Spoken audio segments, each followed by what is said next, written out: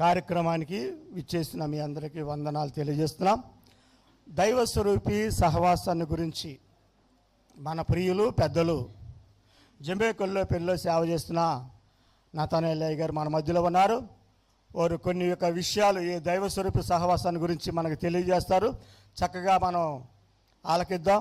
ప్రభునందు ప్రియమైనటువంటి దైవజనులకి, మమ్మల్ని ఆహ్వానించినటువంటి అమ్మగారికి, వారి బిడ్డలకి, సంఘానికి హృదయపూర్వక వందనాలు. ప్రభునందు ప్రియమైన దేవుని బిడ్డలారా, దైవస్వరూపి సహవాసము అంటే అసలు సమస్య ఏంటో మనకు తెలియదు. పాయికాపురం నాకు వివాహం చేయాల్సి వచ్చింది. సోదర దేవదానం గారని ఆయన ఒక సేవకుడు అయి ఉండి పాస్టర్ గారి దగ్గరికి వచ్చాడు, సామ్యుల్ గారి దగ్గరికి. ఆయన ఏమన్నారంటే, అయ్యా మీ సంస్థలో గవర్నమెంట్లో రిజిస్టర్ అయ్యి ఉండాలన్నారు. ఏం చేయాలని ఆయన అడిగితే ఆ పాయికాపురం దేవదానం గారు ఈ సలహా చెప్పాడు. అప్పుడు ఎంతమంది సభ్యులు? 90. లాజర్ గారు దీనికి ఎక్కడో నెల్లూరులో ఉన్నాడు. అందరూ ఒక అయ్యగారి దగ్గర మారు మనసు పొందారా? వందల. అక్కడ ఒక 10 మంది, అక్కడ ఒక 5, ఇక్కడ ఒక 10 మంది అళ్ళళ్ళు అయ్యారు. కానీ మనందరం ఒక తాడు మీద ఉండామని తీర్మానం చేసుకొని వచ్చాము. అప్పుడు ఎంతమంది? 90లో నేను 8వ వాడిని. దేవునికి స్తోత్రం. ఇప్పుడు నాకు 80 సంవత్సరాలు వచ్చినాయి. ప్రియమైన దేవుని బిడ్డలారా, నేను అనేది ఏంటంటే, మనమందరము ఐక్యతగా చిన్నోడిని కలుపుకోవాలి, పెద్దోడిని కలుపుకోవాలి. నా చేతి కింద మీరు అందరూ మారు మనసు పొందాల. రకరకాలైనటువంటి అనుభవాలు, రకరకాలైనటువంటి పాటలు, రకరకాలైనటువంటి మాటలు నేర్చుకున్నారు కనుక, అందరు కలిసి ఒక తాడి మీదకి వెళ్ళాలనుకున్నారు కనుక, నేను చెప్తే నేనంత చెప్పేంత మాటలు కానీ. ఎందుకంటే సామ్యుల్ గారు ఏమన్నాడంటే, ఏయ్ కూర్చో, పదవి మన కాలకాడకు రావాలి కానీ పదవి కోసం మనం పాకులాడకూడదన్నాడు. ఆ మాట ఇప్పుడు వరకు నాకు వచ్చింది. నేను ఎప్పుడు కూడా పదవులు కోరుకునేవాడిని కాదు. నాకు నా పదవులు లేవు, ఒక పద్ధతి కూడా నేను మాట్లాడేవాడిని కాదు. ఆయన కాలం వెళ్ళిపోయింది, గొల్లగూడెం రిజిస్టర్ అయిపోయింది.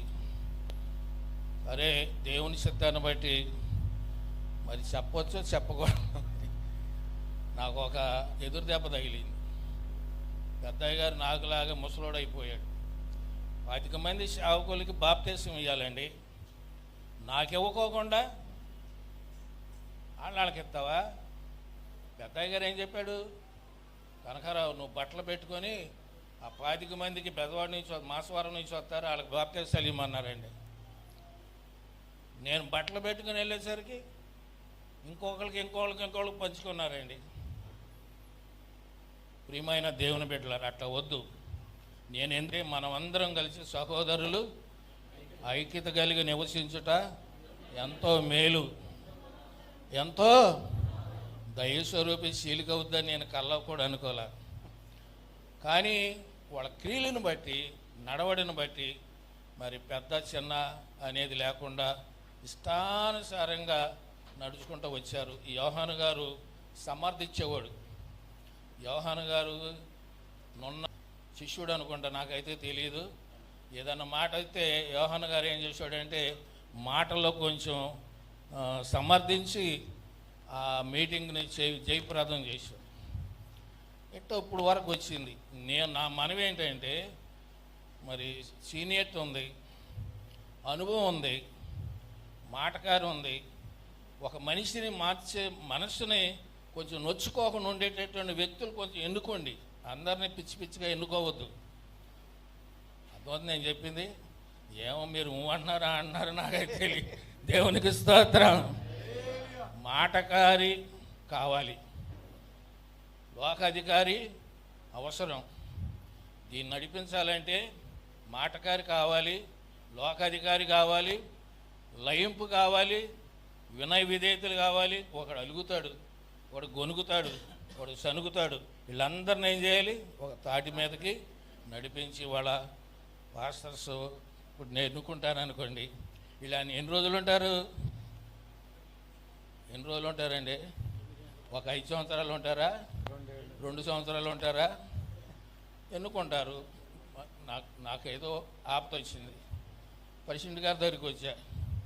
అయ్యా మరి ఎందుకంటే లోగడ ఏం చేసేవాళ్ళు అంటే, ఓ పాస్టర్ గారు విశ్వాసులు ఇంకో పాస్టర్ గారి దగ్గరికి వెళ్ళారనుకోండి, ఆయన వచ్చి ఈయన మొరపెట్టుకునేవాళ్ళు. మొరపెట్టుకుంటే ఆ పాస్టర్ గారు వెళ్ళి, ఏంటయ్యా మరి ఆయన చేసాడు ఏంటి, ఏం తప్పు చేశాడు? ఫలానా తప్పు చేశాడు. ఆయన కేకేసాడు. కరెక్టే, వెళ్ళి మీకు ఆ దగ్గరికి వెళ్ళమని అట్లా చేయి.